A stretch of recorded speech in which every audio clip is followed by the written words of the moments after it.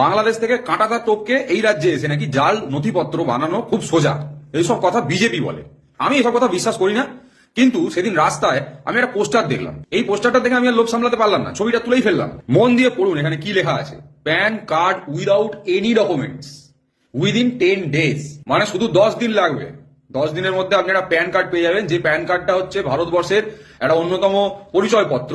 সেই পরিচয়পত্রটা পেতে গেলে আপনাকে কোনো পরিচয়পত্র দিতে হবে না, উইদাউট এনি ডকুমেন্টস তৈরি হয়ে যাবে আপনার প্যান কার্ড।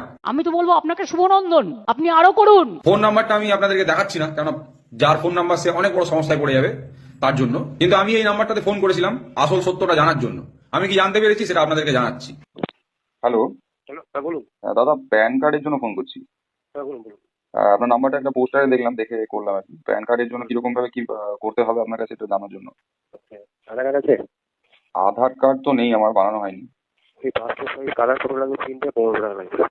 আচ্ছা, শুধু পাসপোর্ট সাইজ ফটো আর 1500 টাকা দিয়ে হয়ে যাবে? আচ্ছা, সেটাই আমি জিজ্ঞেস করার জন্য। আমি চলে আসবো বিকাল রাতের বেলা যদি বলেন। রাতের বেলা? হুম। আর দিনের বেলা হবে না? আমি 8টায় চলে আসি আর রাতে ফিরি, রাতে। इतने तेजस्वी लोग हैं हमारे पास।